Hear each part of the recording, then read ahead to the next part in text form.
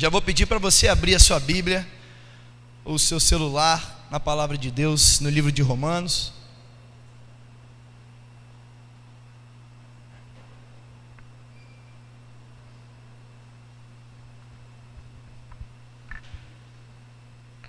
Romanos no capítulo 12.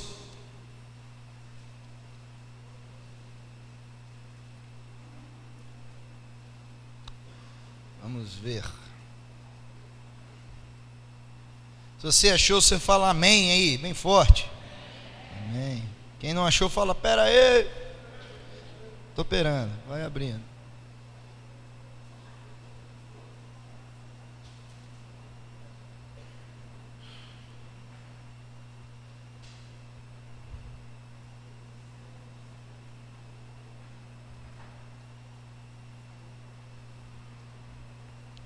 Vamos lá, diz assim a palavra de Deus, Romanos capítulo 12, a partir do versículo 1, nós vamos ler o versículo 1 e 2, eu peço aos irmãos atenção, a versão da minha Bíblia ela é um pouco diferente, mas não vai te atrapalhar no entendimento. Diz assim a palavra de Deus: portanto, queridos irmãos, eu apelo pelas misericórdias de Deus, que vocês ofereçam os seus corpos a Deus, que eles sejam um sacrifício vivo, santo e agradável a Deus, pois essa é a verdadeira adoração que vocês devem oferecer a Deus. Por isso, não imitem a conduta e os costumes desse mundo, mas seja cada um uma pessoa nova e diferente, mostrando uma sadia renovação em tudo quanto faz e pensa, e assim vocês aprenderão a experimentar a boa, agradável e perfeita vontade de Deus. Feche os seus olhos aí nessa noite. Querido Pai, nós agradecemos pela oportunidade de, como igreja, estarmos reunidos aqui pelo Teu nome. Agora pedimos sabedoria, que o Teu Espírito Santo esteja nos ajudando a entender a Tua mensagem aqui nessa noite, que eu seja simplesmente instrumento, que somente o Senhor fale aqui nessa noite e nos traga edificação, que a Tua palavra diz que onde não há profecia, há corrupção, e o que nós queremos aqui é a Tua palavra sendo ministrada. Por isso oramos em nome de Jesus. Amém. Queridos, esse texto é muito famoso, é um texto muito conhecido da igreja, mas eu gosto sempre de olhar esses textos com outras óticas. Eu acho muito importante e necessário para qualquer entendimento, seja em qualquer livro da palavra de Deus, seja qualquer texto, é importante levar em consideração e analisar o seu contexto. Ed Renekiewicz vai dizer que pegar um texto sem um contexto é inventar pretexto. Então, para um real entendimento do que o versículo quer dizer, quem escreveu, para quem ele escreveu, é necessário entender um pouco tudo o que estava ao redor da palavra de Deus, do texto em questão. A carta de Romanos, que é esse livro no qual nós estamos lendo, foi escrita por Paulo provavelmente entre os anos 55 e 58 depois de Cristo. E é uma sociedade completamente diferente da nossa. A igreja na qual Paulo escreve essa carta não é a igreja como nós estamos acostumados a entender. Na verdade, não havia nem religião, o cristianismo não havia sido nem oficializado. Isso vai acontecer somente em 313 com Constantino, através do Edito de Milão, que é quando ele torna o cristianismo uma religião oficial dentro do Império Romano. Mas o que havia, a igreja que havia nessa sociedade, eram os chamados dispersos. Eram cristãos de natureza judia, eram judeus que se converteram a Cristo e que estavam então reunidos em alguns lugares ali. E é importante entender que essa igreja ela vai ganhando corpo. Uma igreja que começou simplesmente com judeus que se converteram. E você vai ver em Atos, Lucas escreve em Atos o seguinte, Atos capítulo 2, que a igreja, eles perseveravam no ensino dos apóstolos, na comunhão, no partir do pão e na oração. E vai dizer no versículo 47 que o Senhor todos os dias acrescentava os que iam sendo salvos. Em Atos 4 mesmo Lucas descreve, a multidão dos que creram era só um coração. A igreja que começa a surgir depois da morte de Cristo é uma igreja de essência em unidade. É uma igreja que não tinha templo. Alguns se reuniam em sinagogas, mas depois a história vai nos mostrar que a partir do ano 70 eles são expulsos pelos judeus das sinagogas. Mas eles então têm um relacionamento de unidade. Você vai ver em Atos que a igreja era formada de pessoas que partilhavam tudo que eles tinham. Ninguém considerava ter alguma coisa. Tudo era compartilhado. Se isso aqui é meu, a partir de hoje, isso aqui é da igreja, é dos irmãos. E essa é a igreja que começa a ganhar força. Filipe é o primeiro discípulo, apóstolo, a ter coragem de pregar o evangelho de Cristo para pessoas diferentes do que os judeus. Então há um crescimento na igreja. A igreja que era formada por judeus começou também a receber gentios. O gentio é aquele que não é judeu. Então a igreja foi crescendo. Paulo viajou ali ao redor do Mar Egeu, nas regiões da Galácia, da Macedônia, de Acaia, e foi ali implantando igrejas, conversando, dialogando com a sociedade a respeito de Cristo Jesus. E as pessoas iam se convertendo. Só que chega a um ponto, e é um ponto crucial, que vai motivar Paulo a escrever essa carta que nós lemos aqui, esses 2 versículos. Algumas coisas vão acontecendo. Primeiro, há uma pressão dentro do corpo da igreja para que se judaize aquela igreja. Como eu falei para vocês, a igreja era formada de judeus que se converteram, mas eles ainda queriam que todas as pessoas que estivessem chegando para a igreja, se convertendo, tivessem que obedecer à lei de Moisés. Eles cobravam de gentios a circuncisão. Então começou a rolar um conflito dentro da igreja, onde os judeus queriam judaizar a igreja, judaizar aquele encontro, e os gentios ficavam perdidos. Eu fui alcançado através de uma palavra que diz que Jesus Cristo morreu por mim, me deu salvação, mas agora eu tenho que fazer certos tipos de sacrifício.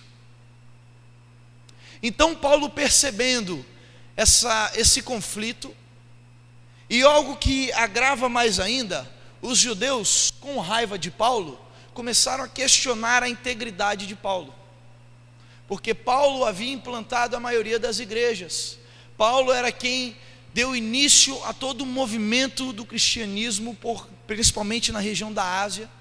Então as pessoas começaram a questionar, esse Paulo na verdade ele se perdeu, esse Paulo ficou louco, ele está pregando algo que já não é mais verdade. Então Paulo, entendendo a necessidade de escrever algo de concreto para aquela igreja, inspirado pelo Espírito Santo, escreve a primeira carta de sua jornada, que é a Epístola dos Romanos, que é a primeira carta que ele escreve, é a maior carta, e é considerada por muitos a carta mais importante do Evangelho. Martinho Lutero, figura principal da Reforma Protestante, classifica a carta de Romanos como a mais importante peça do Novo Testamento. Teve influência total em suas 95 teses. Reforma Protestante, que no ano que vem completa 500 anos. John Wesley, grande pregador, grande teólogo da história, responsável por avivar a cidade de Londres, disse que quando ouviu os estudos de Lutero da carta aos Romanos, seu coração aqueceu. Charles Spurgeon, Romanos, se converteu através de Romanos. Billy Graham, grande pastor Billy Graham, disse que tem um relacionamento com a carta de Romanos muito lindo. Então, meus amados, estamos diante de uma carta muito relevante, mas ela foi escrita por uma igreja, ela foi escrita para uma realidade. E quando Paulo, no início do capítulo 12, ele começa com o seguinte pensamento: eu peço, queridos irmãos da igreja de Roma, que pelas misericórdias de Deus, vocês ofereçam seus corpos a Deus como sacrifício.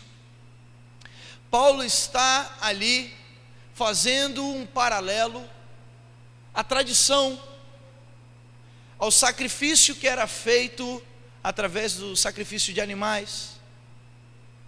Paulo está começando a mostrar que a ótica mudou. Paulo está dizendo o seguinte: a partir de agora, não é mais uma rotina, não é apenas algo que você tem que fazer por obrigação. Como diz a palavra de Deus em João, o Cordeiro de Deus, que tira o pecado do mundo, já se entregou. Não precisa-se mais de sacrifícios de animais, mas agora, o teu corpo, a forma como você se apresenta a Deus, a forma como você se coloca perante o Senhor, se torna o seu sacrifício. A forma como você adora o Senhor se torna o seu culto.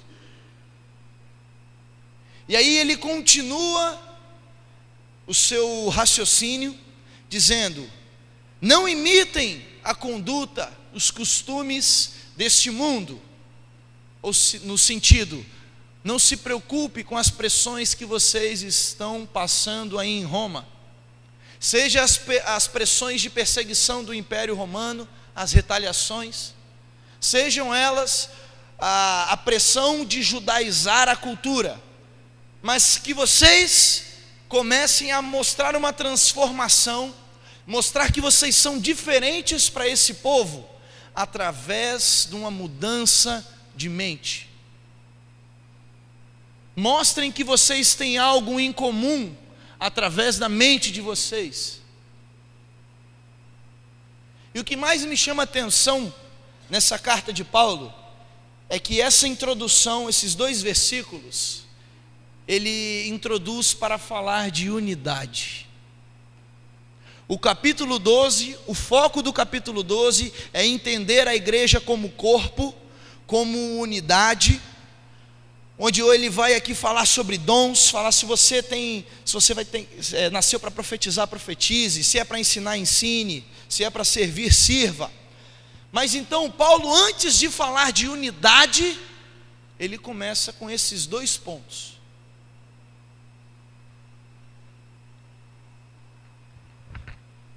A pergunta que eu começo a me fazer é o seguinte: beleza, contexto foi entendido, nós entendemos que a carta foi escrita para uma igreja que passava por uma situação, mas de que forma, pastor Juliander, isso pode ser aplicado nos dias de hoje, e de que forma eu posso aplicar isso na minha vida, na vida da minha igreja?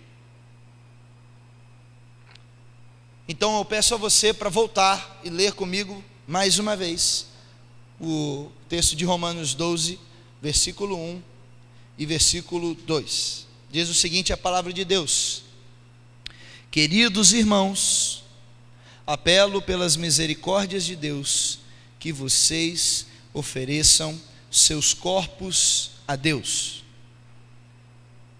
que eles sejam um sacrifício vivo, santo e agradável a Deus.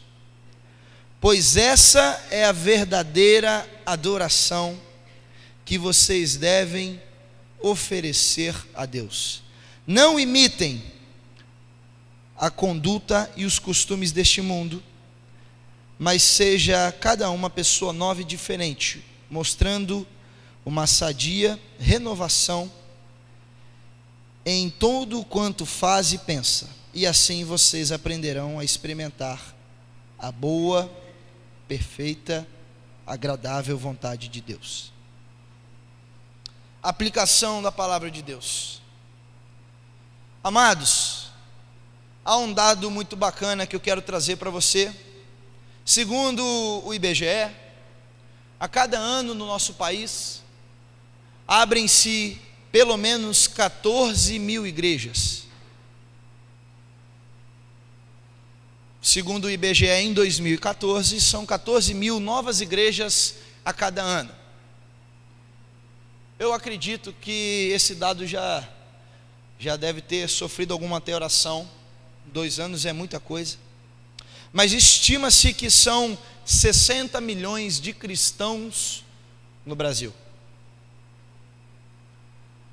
Ver a história da igreja, como nós podemos rapidamente falar, desde o Império Romano até os dias de hoje, podemos perceber que há uma contradição, não só no país, mas em todo o mundo.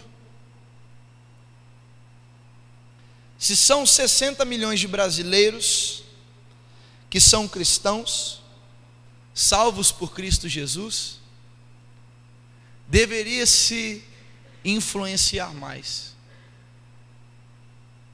O engraçado é que, na mesma proporção que o número de igrejas aumentam, o número de injustiças, de corrupção, de homicídio, de tráfico de drogas, de suicídios, aumentam na mesma proporção, ou até mais. Na verdade, esse ano, não sei se vocês sabem, mas o Brasil bateu o recorde de suicídios em sua história. Isso começa a nos demonstrar que há uma certa problemática no cristianismo, principalmente nós estamos falando do Brasil. Porque o que era para influenciar o mundo, mais parece ser influenciado. Ed Renekiewicz, em seu livro, vai dizer que a igreja hoje mais parece um circo. Sobem-se as tendas, as luzes se acendem e começa o espetáculo no picadeiro. Os palhaços começam, e eles vêm fazendo brincadeiras, tirando risadas de toda a plateia, fazendo dinâmicas com o povo, mas ao apagar das luzes, são simplesmente bêbados viciados em depressão, que não tem motivo nenhum de sorrir. Mas aí vem os domadores de leão, os domadores de animais ferozes, que começam a surpreender as pessoas, mostrando sua força e seu domínio sobre esses animais. Mas na verdade, os domadores não passam de covardes agressores, que pegaram animais indefesos, criados em cativeiro, que cresceram em meio ao medo. E aí, vem os malabaristas, tendo que fazer show, com mais coisas do que cabem em suas mãos. São 3 bolinhas, são 4 bolinhas, e a plateia fala, não, é muito pouco, joga mais, vamos lá, é 5, 6, é 7, é 8, e ele ali tem que conseguir fazer todo o show, com mais bolinhas do que ele consegue carregar, até que em um momento ela cai, e a plateia fala, fraco. E os contorcionistas, que vêm fazendo movimentos mirabolantes, colocando a perna por trás da cabeça, e estão cheios de lesões, cheios de machucados, e o administrador do circo não se preocupa em cuidar, só manda, vai, faz lá, faz o seu trabalho, até que ele tem uma lesão muito grave, não consegue mais fazer o seu show e é colocado de lado. Ler isso e ser comparado esse circo a uma igreja me deixa completamente triste, mas eu tenho que concordar. Nunca se viu uma juventude tão irrelevante na história. Teve um rapaz lá na minha igreja que caiu na besteira de tentar dialogar, discutir com um ateu na faculdade dele. Me ligou um dia, marcou um horário comigo lá na igreja. Quando chegou, sentou, pastor, eu estou em parafuso, tudo isso é mentira, eu não sei mais o que acreditar. Os nossos jovens de hoje não conseguem dialogar, são colocados no bolso, né, pastor Juliander? As igrejas de hoje perderam a essência da igreja primitiva, que era a igreja que fazia diferença. Os ministérios se tornaram concorrentes. Ai do ministério que marcar algo na agenda que já está marcada. É problema no gabinete pastoral. Não pode. Eu marquei evento. Ministérios dentro das igrejas concorrendo, disputando. E eu penso que em Atos 17, que é uma passagem que eu amo, Paulo e Silas estão viajando, param em Tessalônica, e Paulo, com a faca nos dentes, chega na sinagoga, prega para os judeus, e os judeus se convertem. Converte um monte de judeu. E aí, ele vai e prossegue a sua viagem, mas os judeus, os que não se converteram, ficaram tão irritados que falaram, nós vamos pegar esses dois.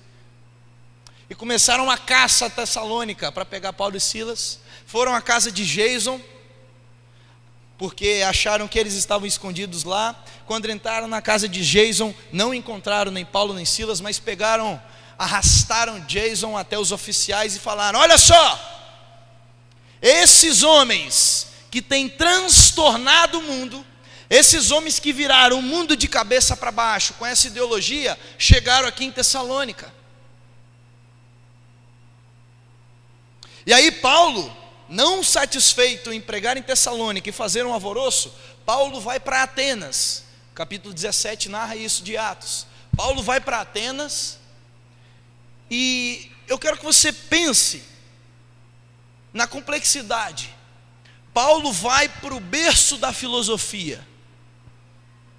Atenas é o berço da filosofia. A filosofia nasce na Grécia, em Atenas, ali no surgimento da cidade-estado grega, a chamada Polis. Começa ali o período pré-socrático, avança-se para a filosofia helenística, onde tem os epicureus, os cinistas, os estoicos. E Paulo vai para Atenas, ele para na praça, olha toda aquela adoração a outros deuses, ele fica incomodado, e o capítulo 17 fala que Paulo na praça começou a dialogar com os filósofos.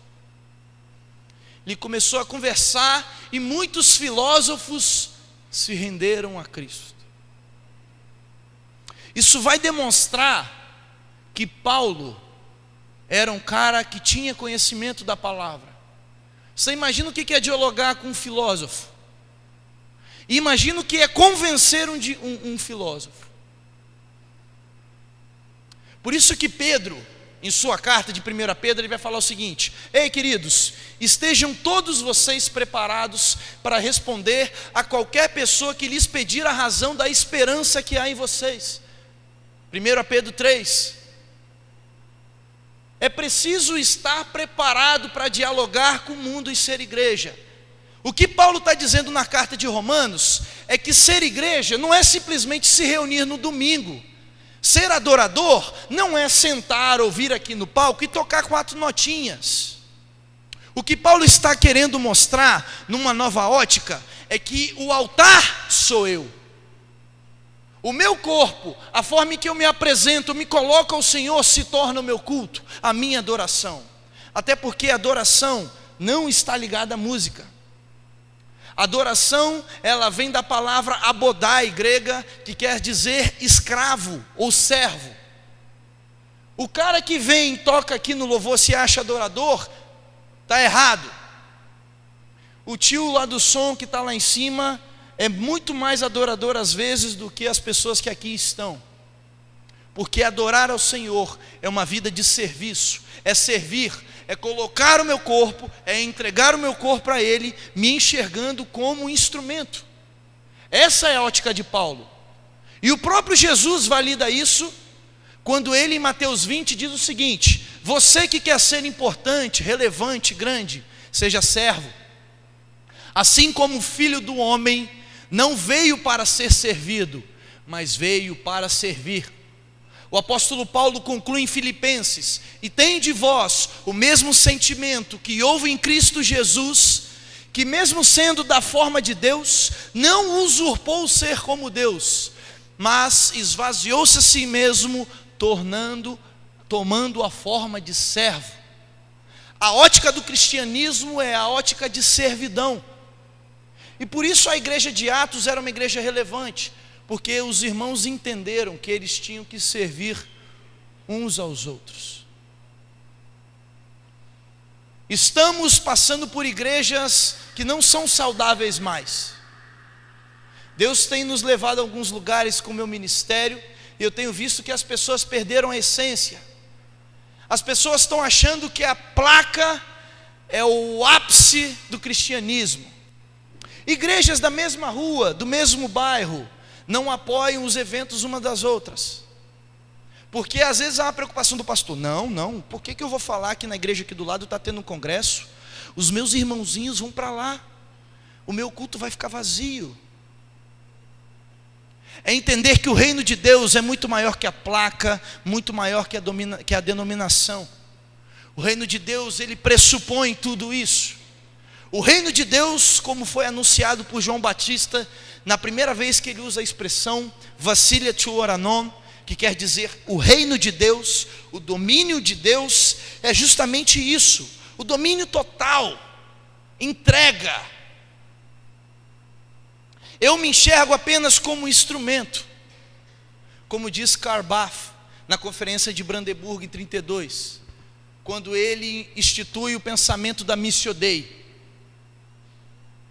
Não é uma igreja que é dona de uma missão, mas é um Deus com uma missão que tem uma igreja na terra.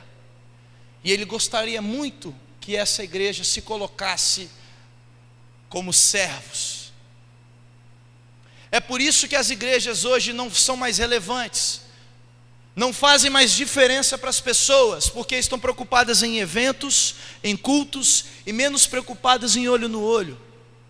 Se torna constrangedor se eu pedir para você olhar 5 segundos no olho do seu irmão, quem está do seu lado,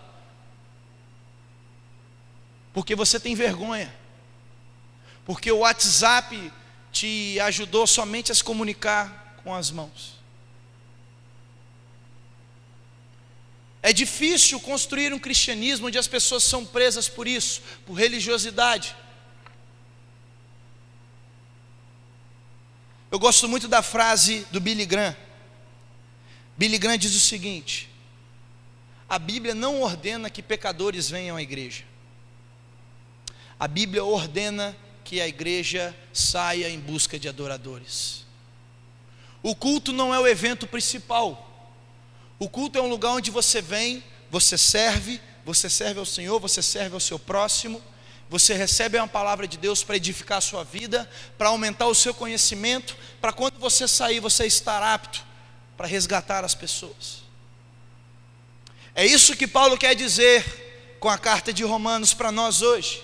É não imitar o que está acontecendo hoje. São os jovens entenderem que ficar perguntando para o pastor Juliander se transar antes do casamento pode, isso já é raso. Vamos acordar. O mundo quer dialogar com vocês, amigos. Ideologia de gênero. O que vocês vão responder? Como é que vocês vão dialogar com os ateus? Sem profundidade. Mas as pessoas querem fazer os eventos, não querem cuidar umas das outras. Estava conversando com uma jovem da minha igreja, em que ela falou assim: eu fico perplexa porque as pessoas gostam tanto de falar da Bíblia, de mostrar espiritualidade, mas, por exemplo, dar carona para o irmão já não é mais algo que acontece. Não se serve mais o próximo. Tornou-se uma tecla, a tecla do domingo. É dia de louvar ao Senhor, eu aperto a tecla, visto a minha roupa, fecho os meus olhos, adoro ao Senhor, mas quando eu volto para a mesma mentira na qual eu vivo. É importante entender que é tempo de ministrar graça na vida das pessoas. É isso que nós somos, ministradores da graça, portadores da graça. Antes de fazer parte do ministério de louvor, meninos, vocês são ministros da graça de Deus. Antes de fazer parte do ministério de coreografia, ou antes de fazer parte de qualquer seja o ministério, eu sou ministro da graça de Deus. O próprio Billy Graham vai dizer: se você é um cristão, ou você é um missionário, ou você é um impostor. É necessário às vezes sacudir, porque não está legal. As pessoas se esqueceram da essência do que Cristo pregou e ensinou. Era um Cristo que quebrava paradigmas. Era um Cristo, um judeu, que partilhava refeições, que sentava à mesa com judeus, com gentios, com samaritanos. Era um Jesus em que o seu discurso era um discurso que gerava no coração das pessoas o amor.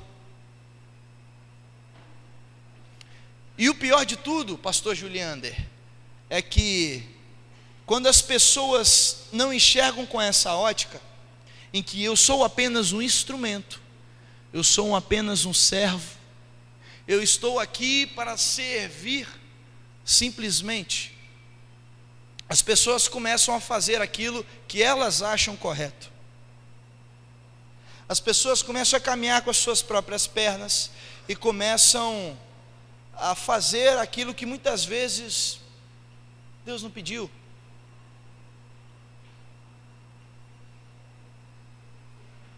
Amados, Jesus nos disse uma vez: quem convence o homem do pecado, da justiça e do juízo é o Espírito Santo. Ou seja, não é o que eu faço, não é o quanto melhor o pastor Marcelo, o pastor Juliander, qualquer outro pastor vai pregar, mas quem transforma a vida das pessoas é o Espírito Santo. E o que Deus quer justamente da igreja é que tome a forma de servo, como nós vimos em Filipenses.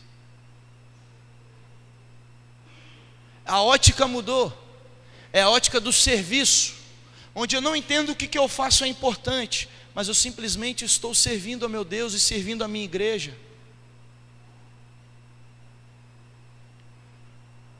Não existe tempo para ministrar a graça de Deus, é em todo tempo. John Wesley vai dizer: faça o bem enquanto você puder, faça todo o bem que você puder, com o recurso que você dispuser, no lugar que você puder, a todas as pessoas que você puder, enquanto você puder. Jovens, vocês são ministros da graça de Deus em tempo integral. Não se precisa de culto, não se precisa de muita coisa para abençoar, para levar a graça de Deus às pessoas. Na verdade, quanto menos eu atrapalho o Senhor, melhor. Quanto menos o meu orgulho, a minha vaidade, o meu achismo atrapalha, melhor. Eu preciso apenas me colocar como servo, como instrumento. Aconteceu uma coisa muito interessante há 4 semanas atrás. Eu levei alguns meninos da minha banda, juntamente com o pastor da terceira idade, para servir a ceia na casa de acamados da nossa igreja. Nós fizemos um projeto para servir a ceia na casa de irmãos que por motivo de doença, por motivo de idade avançada, não conseguem vir à igreja e ter comunhão. Então nós montamos ali um grupinho de louvor, os meninos que estão aqui, que até não esqueci de apresentá-los, depois eu os apresento. Mas nós fomos e entramos no carro e fomos fazer esse projeto. O engraçado é que nós chegamos na casa do irmão Manuel, 88 anos, um senhor com a perna direita amputada, um senhor com Alzheimer, com dificuldade em ouvir, em falar, em se mexer. Mas nós entramos ali na casa dele, o pastor Valdir pegou ali os elementos, o cálice e o pão, e nós começamos a fazer o louvor. Peguei o violão, a Evelyn pegou o violino dela, a Marissa tocou o carrom, e começamos a cantar aquele hino: já refúgio a glória eterna de Jesus, o Rei dos Reis. E enquanto cantávamos aquela canção, algo muito lindo aconteceu ali. O irmão Manuel, com todas as suas dificuldades, cantava com uma serenidade: glória, glória, aleluia. Ele nem sabia quem estava tocando, ele nem tinha me visto. E aquele sentimento de adoração tomou tanto aquele lugar. Os meus olhos começaram a se encher de lágrimas. Eu olhei para as meninas que aqui estão, os olhos delas também marejados. E começou a me dar um sentimento de paz. Amigos, não teve ministração e culto nenhum. Em um dos meus anos de ministério de louvor, houve tanto amor como naquele dia. Indescritível. E aí, coitado de mim, na minha ilusão, terminamos ali, estava guardando o meu violão, e no meu coração, a minha breve ilusão, eu falei: nossa, que coisa linda que nós fizemos uma coisa tão linda, ministramos a graça de Deus sobre a vida de um pobre coitado. E aquele irmão, a Camila se lembra muito bem dessa cena, o irmão Manuel se levantou, pediu para levantar ele, e ele levantou com muita dificuldade, e aí o pessoal me chamando para tomar café, e ele querendo falar comigo. E aí até que eu parei, sentei do lado dele, dei as mãos para ele, eu falei: fala, seu Manuel, estou te ouvindo. E o seu Manuel disse as seguintes palavras para mim: meu querido, eu quero dizer para você que as portas da minha casa estão, abertas. Para o que você precisar, você vem, a gente vai orar. O que você precisar, você vem aqui. Eu fiquei tão constrangido. Na minha pequena cabeça, eu estava ministrando a graça sobre a vida daquele irmão. Mas aquele irmão, entendendo a sua missão, ministrou a graça de Deus sobre a minha vida. Você poderia pensar: o que um irmão de 88 anos, acamado, com a perna amputada, com Alzheimer, que nem iria se lembrar do que aconteceu, e de fato isso aconteceu. Ele foi contar para a filha dele o que tinha acontecido no dia anterior, ele não conseguiu explicar. Mas a missão estava dentro do coração dele. E ele externou com aquelas palavras: o que você precisar, eu estou aqui. É entender que a essência da igreja é essa troca. Na verdade, é mais isso do que isso.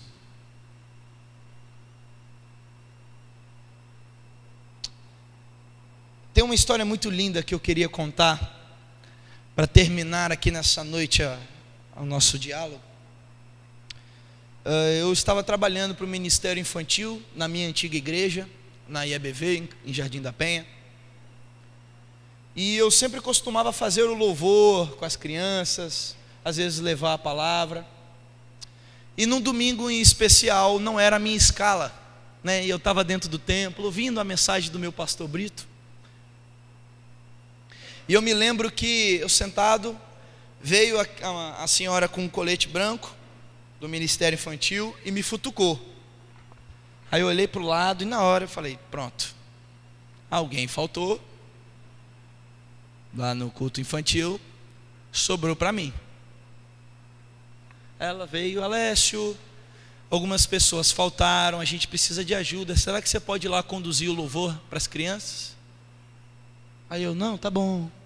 Levantei, fui lá, peguei o violão, e lá com as crianças, eu não sei se vocês conhecem, recomendo fazer aqui a dança chamada Tchutchuê.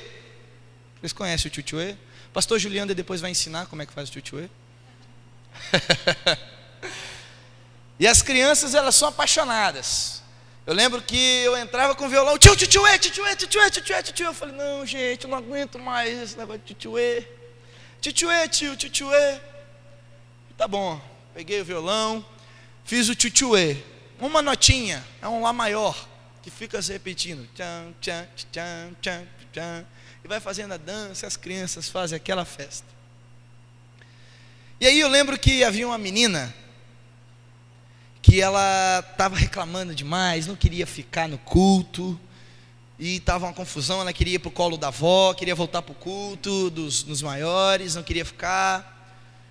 E quando começou o tchutchuê, ela foi se soltando, fez o tchutchuê e ficou no culto infantil. E alguns dias depois, a líder do Ministério Infantil, a Edilza, ela sempre tinha o costume de passar o relatório do culto infantil, das crianças, alguma coisa em especial que acontecia. E ela então contou a história dessa menina.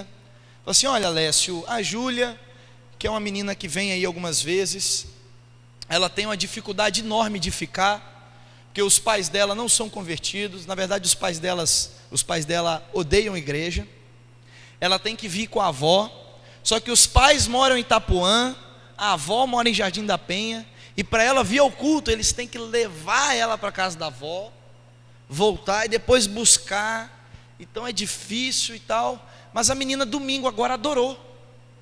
A avó disse que ela ficou com esse negócio de tchutchuê a semana toda, tchutchuê para lá, tchutchuê para cá, e começou a discutir com os pais, pai, eu quero ir lá para o culto do tchutchuê. E os pais, né, naquela situação, a menina lá querendo ir para o culto, começaram a levar a menina por causa do tchutchuê. E a avó toda feliz, né? Nossa, a minha neta está ficando no culto, que coisa linda. E aí eu lembro que eu chegava, tio, tchutchuê, tchutchuê. Aí vai o tio tocar o tchutchuê, né? Já estava ali. Tinha dia que eu falava, depois a gente vai cantar o tchutchuê, para ver se elas esqueciam, mas não esqueciam.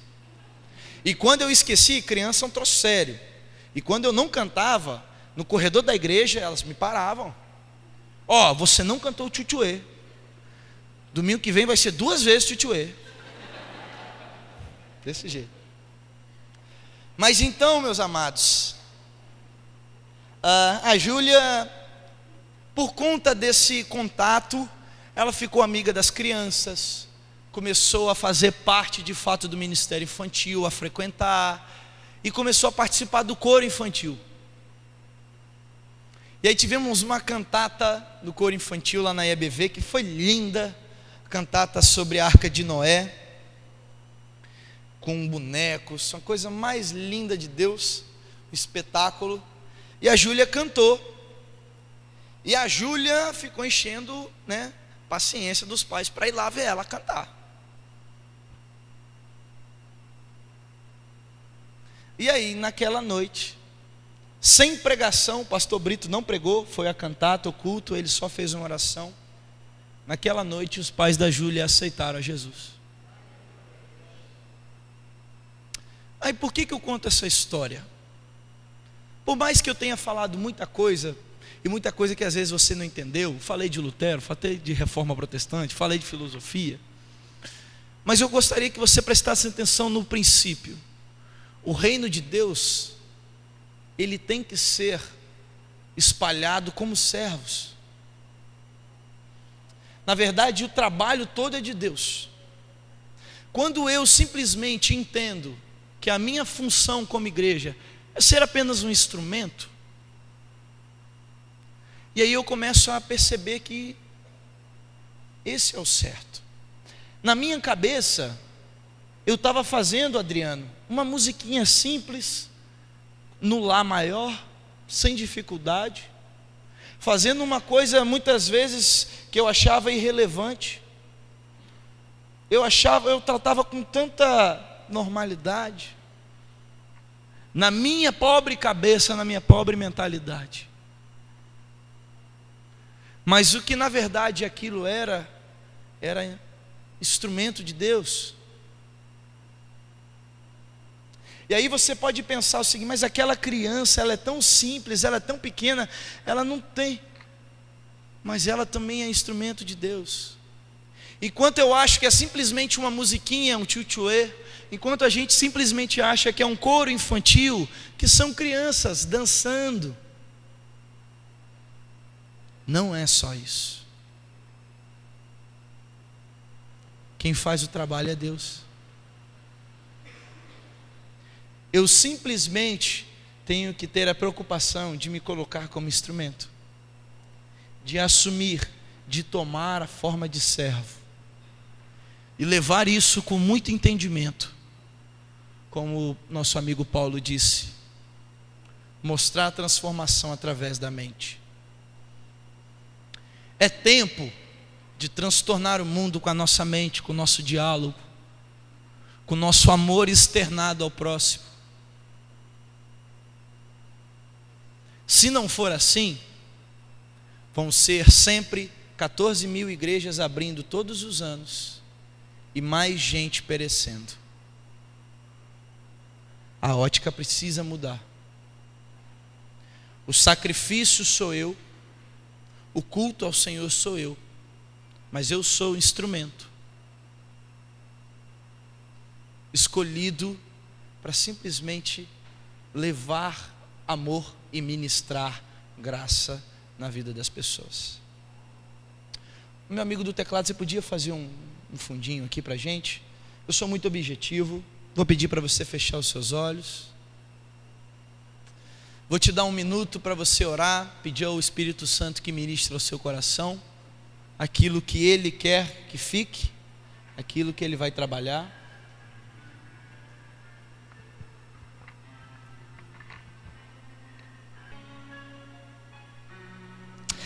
Pai querido, nós agradecemos ao Senhor pela graça que antes foi ministrada em nossas vidas. Te agradeço pela mensagem dessa noite, porque não veio de mim, não foi feita por mim, foi colocada pelo Senhor no meu coração e ministrada pelo Teu Espírito Santo aqui. Ó Pai, eu peço pelas vidas que aqui se colocaram aqui à frente, demonstrando entendimento, demonstrando, ó Pai, confronto no seu ser, acerca da forma de servo, Deus.